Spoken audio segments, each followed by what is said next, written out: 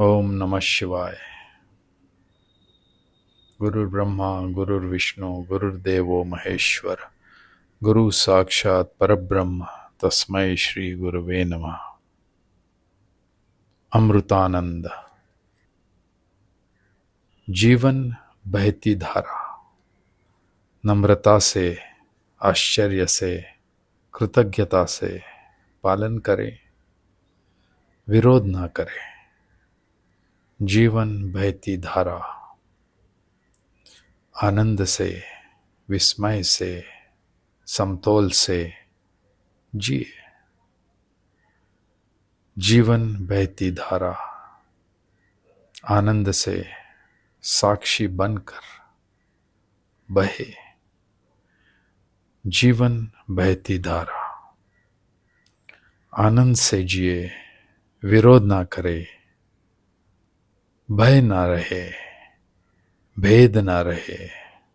जीवन आनंदमय है, समर्पण करे, प्रेम से जिए।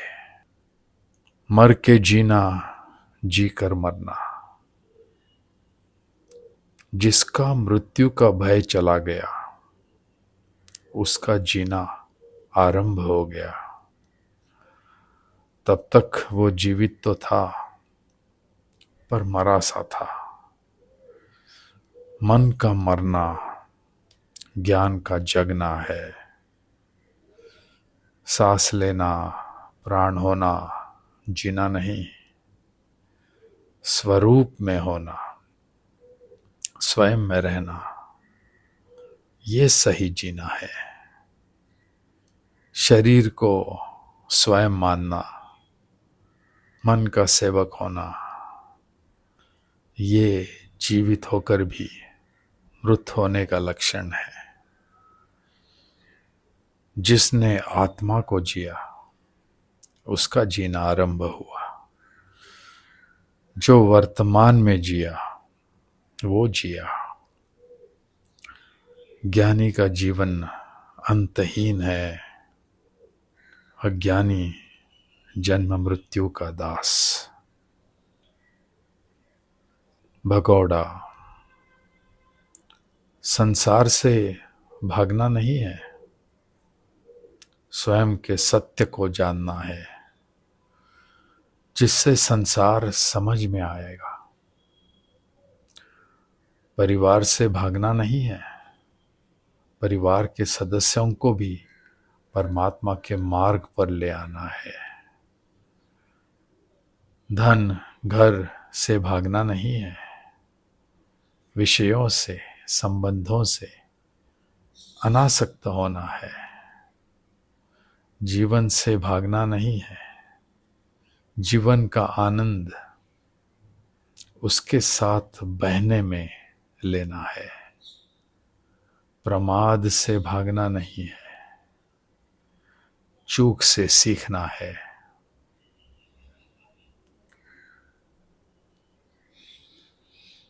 पंडित, पोथी, चांडाल और मृत्यु। पोथी पढ़ो, परमात्मा के भाव से पढ़ो, आनंद लो, अनुसंधान ना छोड़ो। एक दिन पोथी के आगे भी जाना है। आत्मबोध का आनंद अभी बाकी है। पंडित बनो, मंत्र, श्लोक, जाप, ताप, तपस्या करो, आनंद लो, अनुसंधान ना छोड़ो। शब्दों के आगे भी तो जाना है, स्वरूप में खो जाना है। चांडाल बनो, मृत्यु को देखो, जन्म को देखो, देख के सीखो। मृत्यु क्या है, मैं कौन हूं। आत्मा जन्म से पहले और मृत्यु से पहले भी थी। फिर मृत्यु तो देह की होगी, आत्मा की नहीं। मैं आत्मा हूं।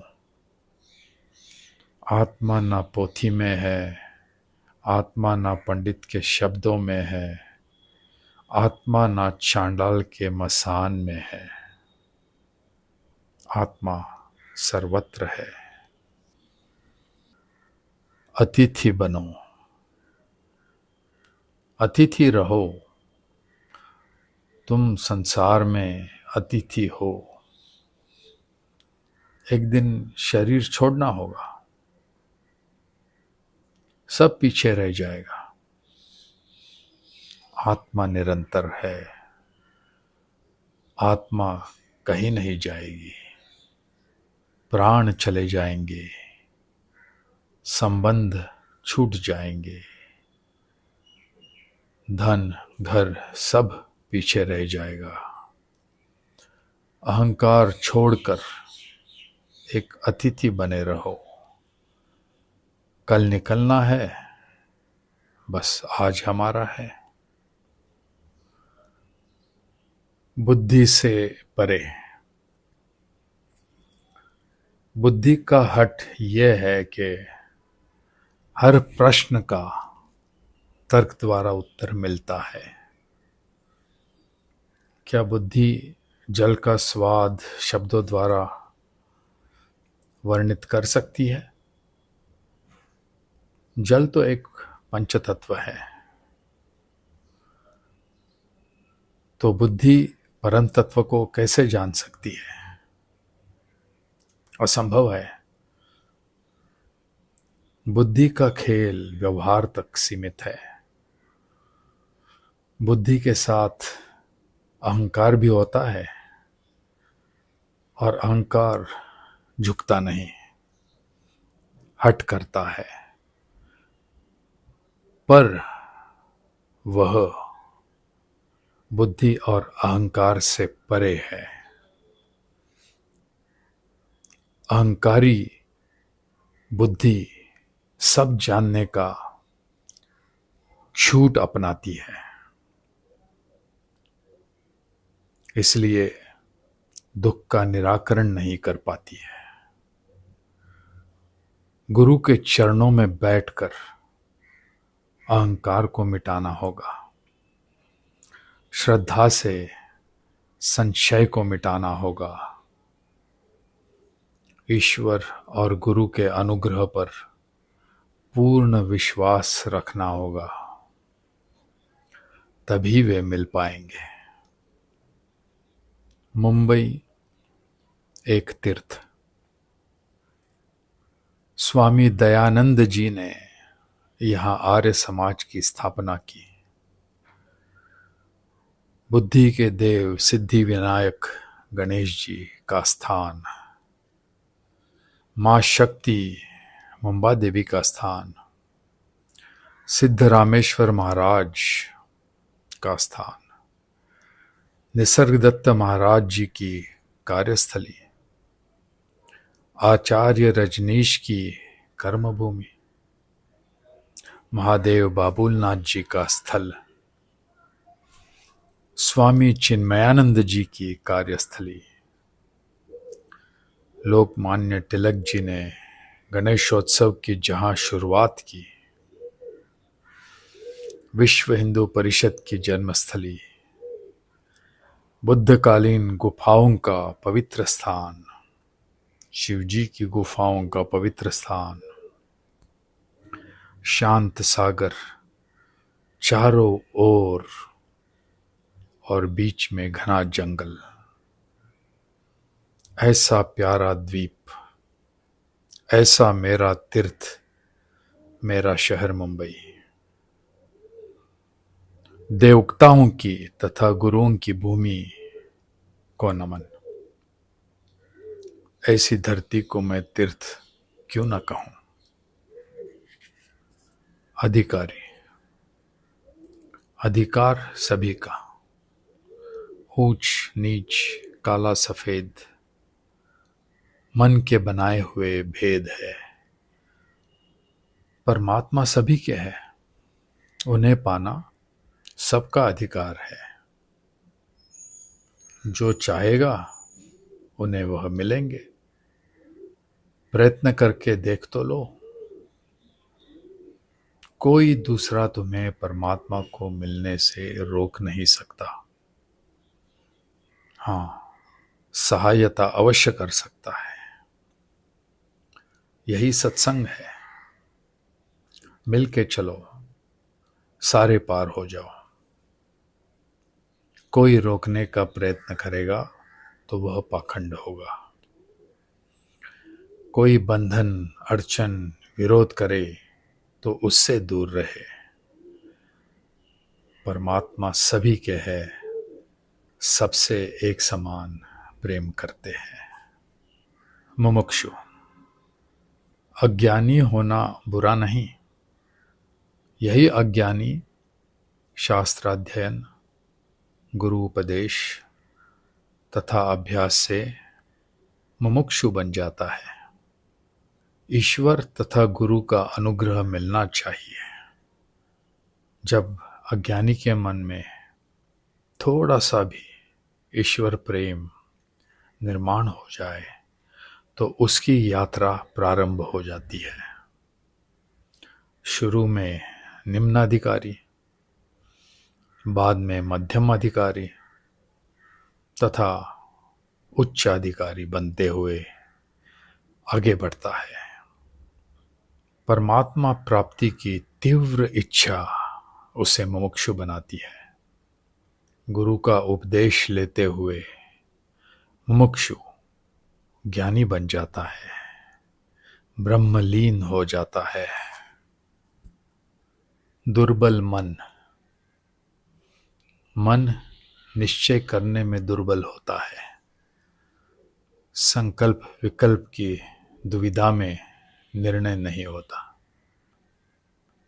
अंदरूनी श्रद्धा ना होने से निर्णय के लिए बाहर से प्रेरणा लेता है। गलत संगत गलत निर्णय दिलाएगी। दुर्बल मन बलशाली समूह का अनुकरण करता है, वहां उसे सुरक्षा दिखती है। इसलिए मन सत्य से दूर जाता है। सत्य किसी अनुकरण का याचक नहीं। सत्य एक है और अबाधित है।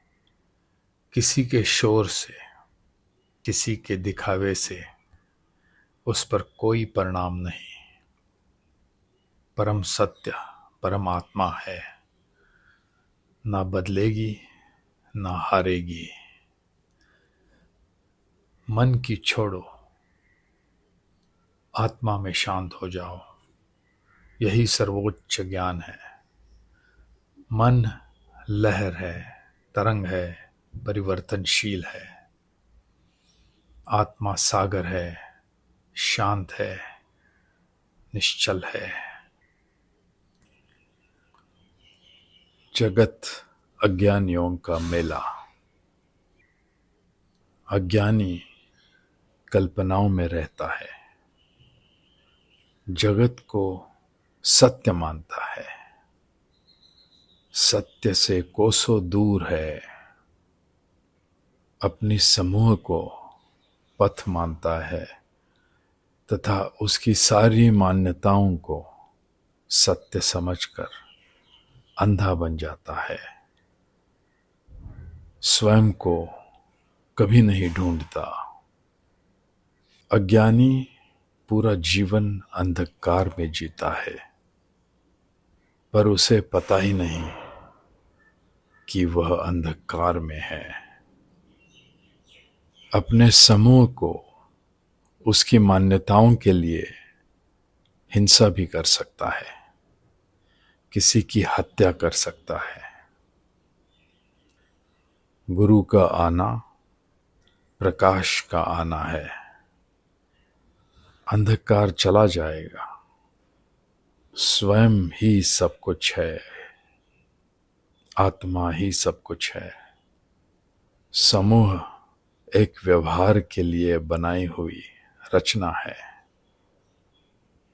उपयोगी है, पर उसका अपना कोई अस्तित्व नहीं। स्वयं का अस्तित्व है और वह सर्वव्यापी है। एक भी और अनेक भी। समाज के नियम।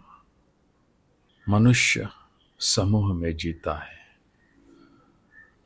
मनुष्य प्राणी का यह स्वभाव है। समाज एक मनुष्य ने बनाई हुई व्यवस्था है जहाँ सारे लोग शांति, सुरक्षा, समृद्धि से रहे।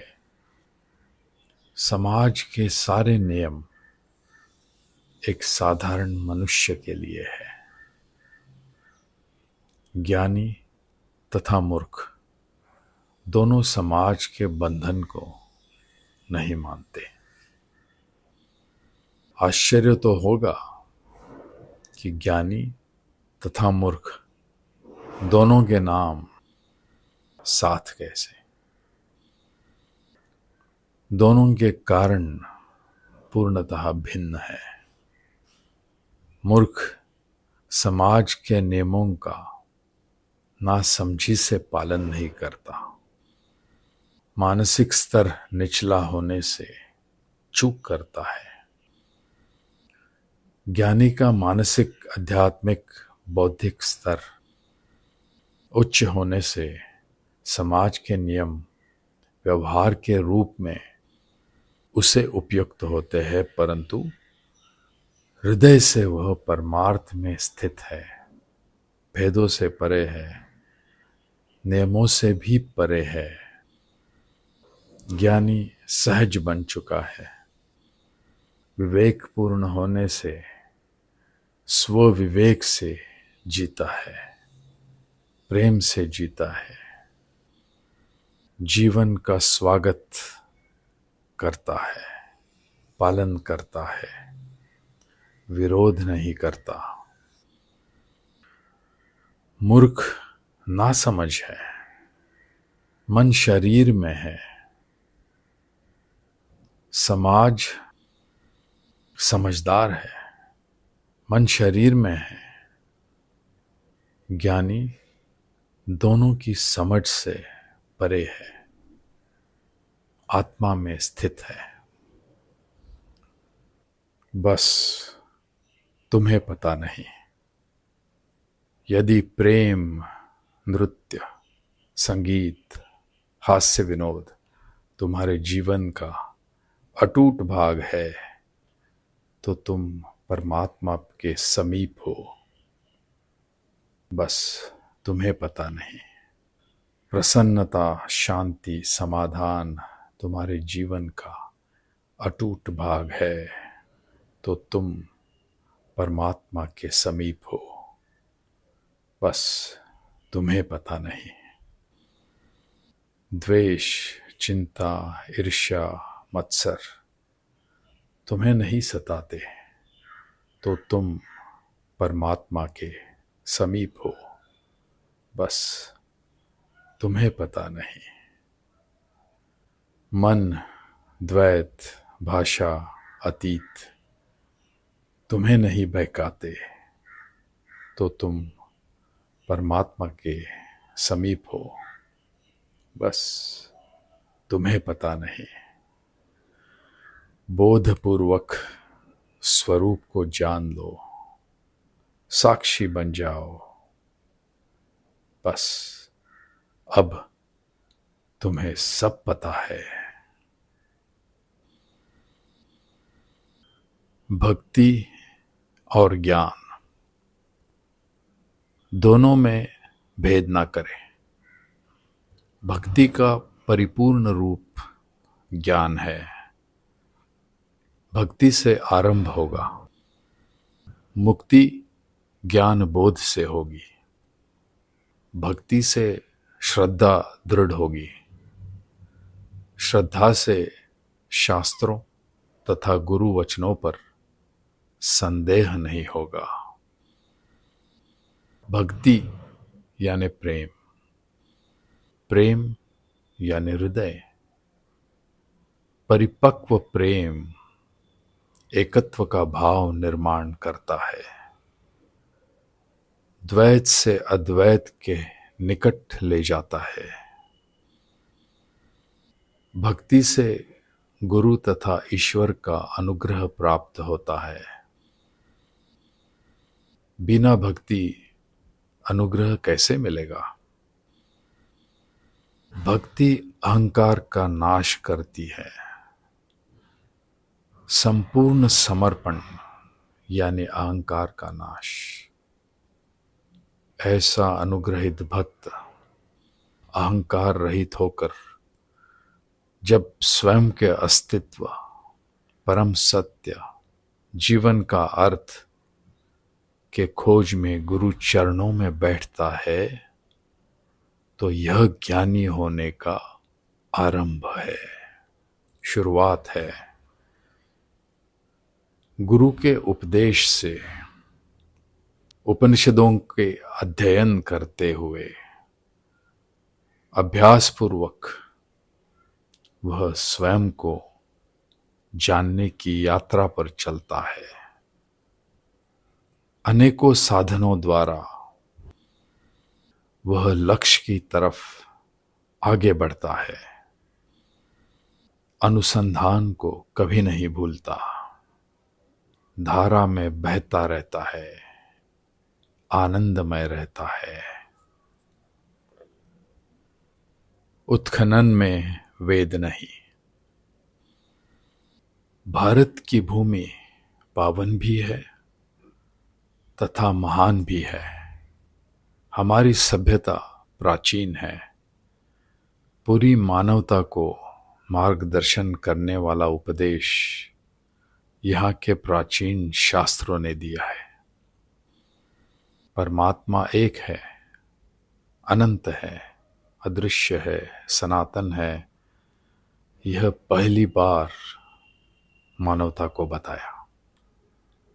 मनुष्य ने अनेक रूपों में, प्रतीकों में उसे देखा, अपनाया। यह मनुष्य की प्रतिभा है, कल्पना शक्ति है। उत्खनन बताते हैं पुरानी सभ्यता ने, मानव ने परमात्मा को निर्गुण निराकार समझा था। हमारे पूर्वज हमारे से कई ज्यादा बुद्धिमान थे। मानवता को योग्य दिशा में रखने के लिए ऋषि थे, गुरु थे, वेद थे। उत्खननों का सत्य हमारे संशोधक नहीं समझ पाए। संशोधक केवल ऊपरी बात समझ सकते हैं। कई अवशेष तो 10,000, 20,000 साल पुराने हैं, पर संशोधक मानेंगे नहीं। मुख्य धारा सोच ऐसा मानने से मना करेगी, क्योंकि उन्होंने लिखे हुए इतिहास को ये बात चोट करेगी। आधुनिक मानव इस धरती पर 200,000 साल से है। वेदों का इतिहास इतना पुराना है कि कोई साल भी नहीं बता सकता। मुख्य धारा सोच कहती है वेद 3,000 से 3,500 साल पुराने हैं। वेद अति प्राचीन है। वेदों को श्रुति कहते हैं, अपौरुषेय कहते हैं। वेदों का सुनकर स्मरण किया जाता था, इसीलिए श्रुति। श्रुतियों को किसी मानव ने नहीं बनाया, इसीलिए अपौरुषेय। यह अति प्राचीन तथा अंतिम सत्य है। हमारे संशोधनकर्ता अभी तक उत्खननों की भाषा, लिपि भी पढ़ नहीं पाए। क्या भाषा के आगे का अर्थ जान पाएंगे? भौतिक लौकिक के आगे का पारलौकिक, पारमार्थिक अर्थ समझ पाएंगे? जहाँ वर्णन नहीं, शब्द नहीं, एक ही दिशा। भले प्राचीन काल के ऋषि हो या आज के गुरु, मार्गदर्शन एक ही है। ज्ञान की तरफ कैसे बढ़े, दिशा एक ही है। ज्ञान की तरफ कैसे बढ़े। गुरु मार्गदर्शक है, पर ज्ञान की प्राप्ति साधक स्वयं ही करेगा। ईश्वर तथा गुरु के अनुग्रह के साथ अंतःकरण शुद्ध करते, अपनी पात्रता बढ़ाते भेद निकल जाएंगे, अविद्या का नाश होगा। श्रद्धापूर्वक गुरु मार्गदर्शन तथा श्रुति वचनों पर चलते रहो। शंका संदेह का नाश करो। परमात्मा प्राप्ति हमारा अधिकार है, पर पात्रता बढ़ाना अनिवार्य है। जब हम पूर्णतः परिपक्व हो जाएंगे, हम परमात्मा को उपलब्ध हो जाएंगे। विश्वास बना रहे। ज्ञान अनुभूति है, स्वयं अनुभूति है। भूगोल। भूगोल केवल ये नहीं तय करता कि आप क्या खाए पिए, क्या पहने, बल्कि ये भी तय करता है कि आपकी संस्कृति का इतिहास कैसा बने। भारत का 3 दिशाओं से सागर का होना तथा उत्तर से हिमालय का होना हमें नैसर्गिक रूप से आक्रमणकर्ताओं से सुरक्षित करता है। आक्रोश तथा अराजकता ना होने से समाज में शांति समाधान होता है। उससे कला, संस्कृति, संगीत, नृत्य को प्रेरणा मिलती है। प्रजा भक्ति तथा ज्ञान के प्रति आकर्षित हो जाती है। संस्कृति और सभ्यता का उत्कर्ष होता है।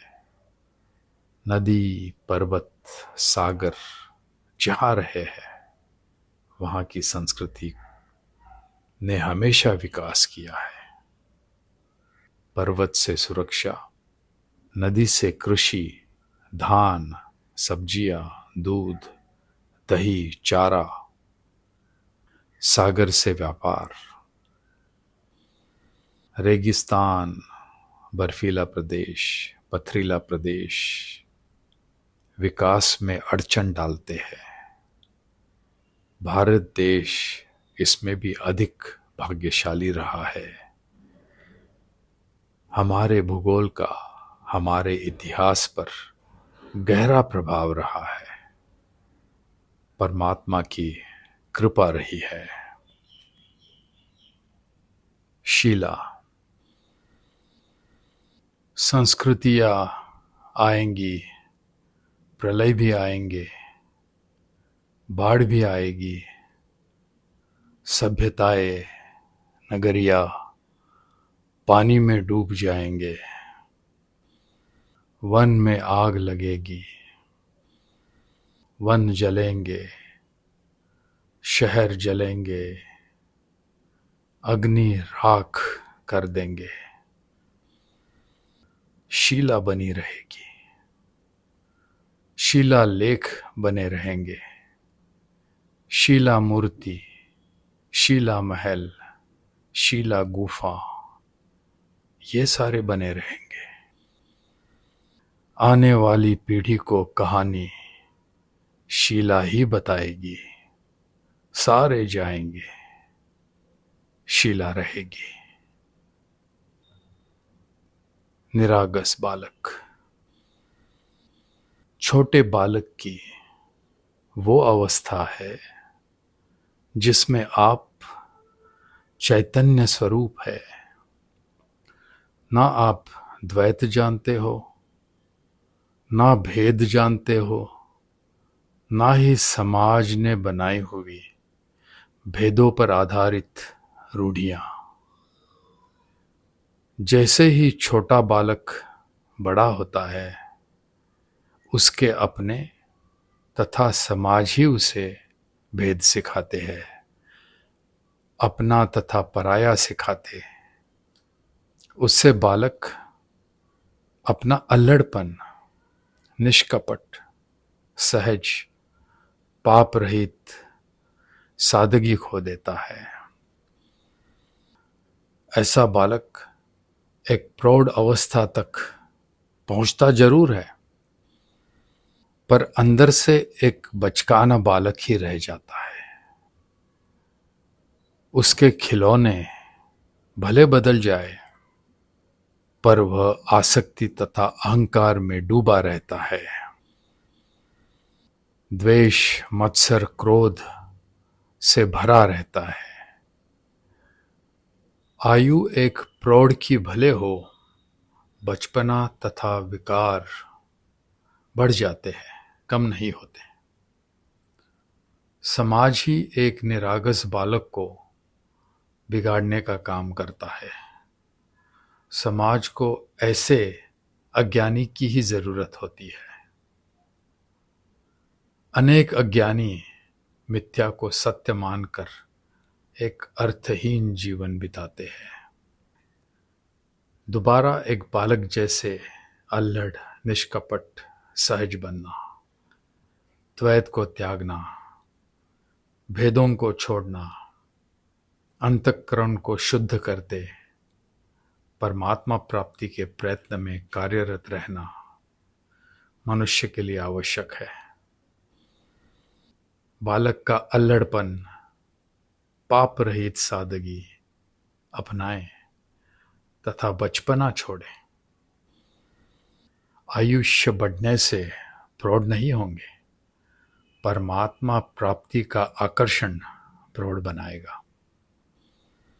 आसक्ति तथा अहंकार युक्त बचपना हमें परिपक्व बनने से रोकेंगे।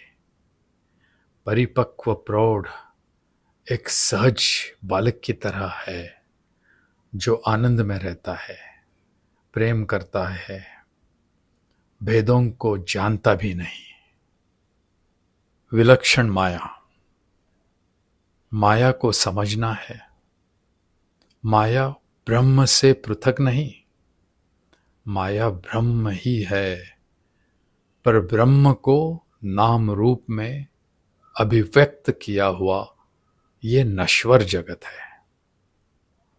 माया परिवर्तनशील है, ब्रह्म नित्य है। ज्ञानी के लिए ब्रह्म को जानते हुए माया एक खेल है, लीला है। ज्ञानी एक राजा, माया उसकी सेवक। अज्ञानी एक सेवक तथा माया उसकी मालकिन। माया अज्ञानी को फंसाएगी, भगाएगी, रुलाएगी, नष्ट करेगी। ज्ञानी माया में एक साक्षी की तरह सहभाग लेता है। माया का कोई खेल उसे छूता तक नहीं। माया का कोई प्रभाव ज्ञानी पर नहीं होता। ज्ञानी अपने विवेक से अपनी नीति, योजना बनाता है। समाज के कोई बंधन नीति ज्ञानी के लिए नहीं। समाज के सारे नियम, कानून, नीतियां अज्ञानियों के लिए है। ज्ञानी जीवन को एक धारा की तरह देखता है, अलिप्त होकर बहता है, विरोध नहीं करता। अज्ञानी जीवन के माया रूप को सत्य मानकर रोता है। ज्ञानी जीवन के माया रूप को मिथ्या मानकर हंसता है। अज्ञानी माया के अनेक कल्पनाओं से आसक्त रहता है। ज्ञानी जीवन का आनंद लेता है, साक्षी बनके पालन करता है, अपने में रहता है, प्रेम से, एकत्व के भाव से सबको देखता है। जीव, वृक्ष, पंछी, प्राणी सबको प्रेम करता है। सृष्टि को विस्मय से देखता है, सृष्टि से सीखता भी है। अज्ञानी सृष्टि की सुंदरता से वंचित है। वह भेद, स्पर्धा, द्वेष, क्रोध इसी में लिप्त होने से एक नकली, खोखला जीवन जी रहा है। वह अहंकार से भरा है। वह भ्रमित हो चुका है, पूरे जीवन को नियंत्रित करना चाहता है, परमात्मा के खेल पर विश्वास नहीं रखता। ज्ञानी के लिए सब खेल, सब जागृत, सब स्वप्न, सब स्वप्न, सब जागृत। ज्ञानी सहज बन जाता है, जीवन को नियंत्रित करने का प्रयत्न नहीं करता, वर्तमान में रहता।